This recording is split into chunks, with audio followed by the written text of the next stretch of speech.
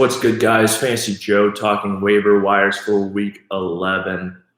Going to be going over who I think are the top at each position. If you need somebody at a position for a start or something like that. If anyone has any questions, just fire them away. I answer all fantasy football questions. You can put them in the comments, whatever you guys want. Put it down there, and I got you guys. So quarterback streamers for this week. Tua Tagovailoa plays the Houston Texans. No, not Houston. Who am I thinking of? The Jets. He plays the Jets. I think he's a worthwhile add. They already announced that he is most likely going to be the starter. Florida said he's going to start. So unless there's some setback with the middle finger, which he injured, he will be playing. Let's see, who else? Okay, so yeah, he'd be my top added quarterback. He's most likely available in all leagues. I would snag him up and play him for sure in this plus matchup. As far as running back goes, there is a clear add to me at the 101 if he's out there, and that's A.J. Dillon. Going to get the next 2 weeks to himself, most likely, with the Packers having a bye in Week 13. I think he's going to be an absolute smash play. I think he's going to get, he was splitting work, or Aaron Jones was splitting work with A.J. Dillon. He was getting a ton of touches per game. Aaron Jones was with A.J. Dillon eating into that pie. Now it's just A.J. Dillon's show. And the back will probably be Patrick Taylor. I don't expect him to have nearly as big a role as A.J. Dillon had. I think he will be utilized because the Packers always use two backs to some degree, but I think this could be 80% snap share for A.J. Dillon or more. And I think he could really dominate for fantasy. So A.J. Dillon would be my top add. If you're in a fab system and you need a running back, especially we're starting to get to that time where you guys start stacking wins if you want to get in the playoffs, if you need a running back, I don't think 50% of your fab or whatever you have left is worth it, to be honest with you. I would love to snag up A.J. Dillon if I could. Okay, so let's talk about another running back who had a great game this week and has a good chance of being out there in your leagues. Ramondre Stevenson. Went for 100 yards, 2 touchdowns this week against a good New England. He plays for New England against a good Cleveland Browns defense. I think he is, I think he could steal the job from Damien Harris, honestly, straight up, which gives him phenomenal upside. He was a guy I talked about in the preseason because his talent was just so evident on film. He was PFF's, I believe, highest graded running back in the preseason, led the preseason yards per carry, all that stuff. All that is to say, we've seen Ramondre Stevenson be good before. We've seen the precursors to his talent level, and now he comes out and absolutely dominates when he's given that role. I think him and Damien Harris split moving forward. Damien Harris could not play this week. Ramondre could get another start, in which case it'd be another smash play. I think there's going to be Ramondre Stevenson games moving forward. I think he's definitely my number 2 add at running back if he's out there. My third ad would probably be Deante Foreman. I think he could potentially end up being the lead back in Tennessee, although I do see it being a timeshare for the foreseeable future, so I don't see there's a ton of upside there. If you need a play for this week, a guy that's worth adding or worth mentioning is Wayne Gallman, running back for the Atlanta Falcons. Cordell Patterson probably doesn't play because they play Thursday night. Part of the reason why Ramondre Stevenson would be such a smash play is because he's got the Atlanta Falcons on the docket. If Damien Harris is out, he'd be the lead back against the Falcons. Would love to play him in that matchup, obviously. So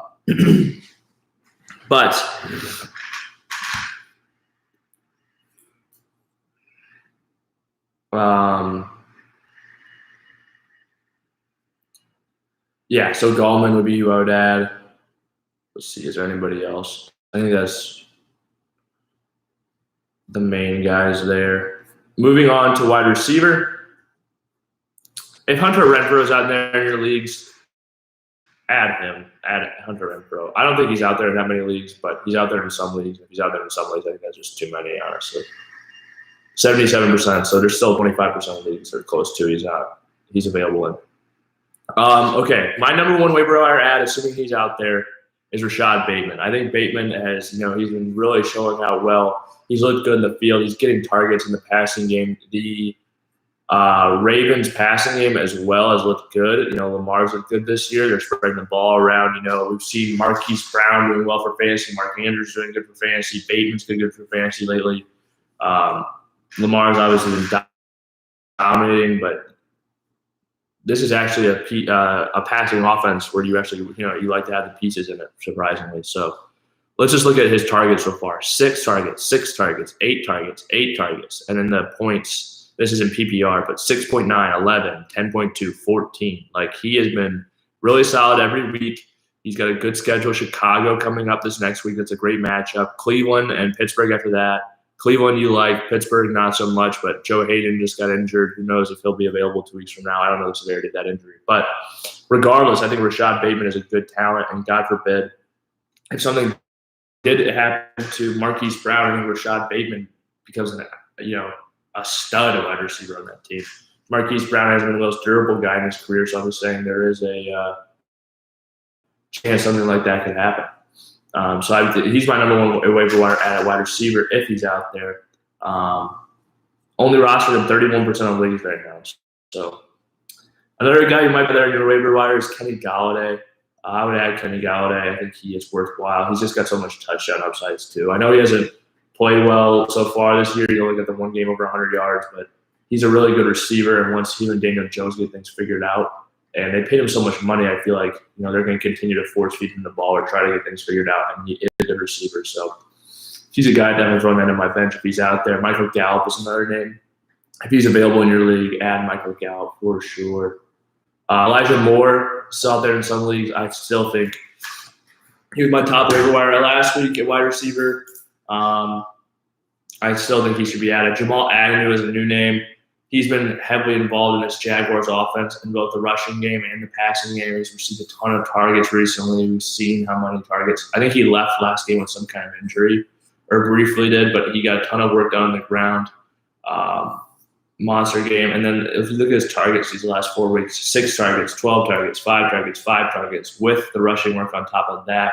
He's their punt returner too. He's an explosive player who's getting touches and opportunities. He'd be a guy I would definitely look to add if I could. Bryan Edwards is another name who should be added. He's a talented big wide receiver, and they have that void now, created by Henry Ruggs. Hasn't gotten a ton of targets, only 4 targets each of the last 4 weeks, but talented receiver. He'd be down the lower end of my list if you need somebody. Moving on to tight end. If Dan Arnold is out there in your league somehow, some way, Dan Arnold was a top waiver wire ad a few weeks ago. Really was excited about him because of how productive we see him. And PPR is actually dominated. Look at the targets over the last 3 weeks: 10 targets, 7 targets, 7 targets every week. Over 60 yards, 8 receptions 1 week, 4, 5 for tight end off a waiver wire. That is pretty darn good, honestly. I've been starting him in the league and I'm very happy with it. Added 2-point conversion last week.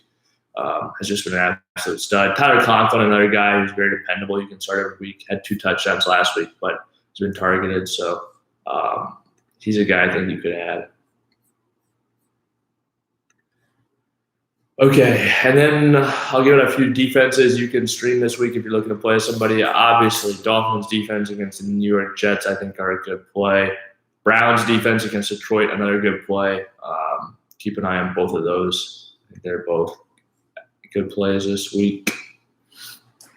And that's going to conclude our waiver wire stream. Thank you guys for coming through. If you have any questions, put them in the comment section down below. If it's not a waiver wire question, it can be trade, whatever you guys want.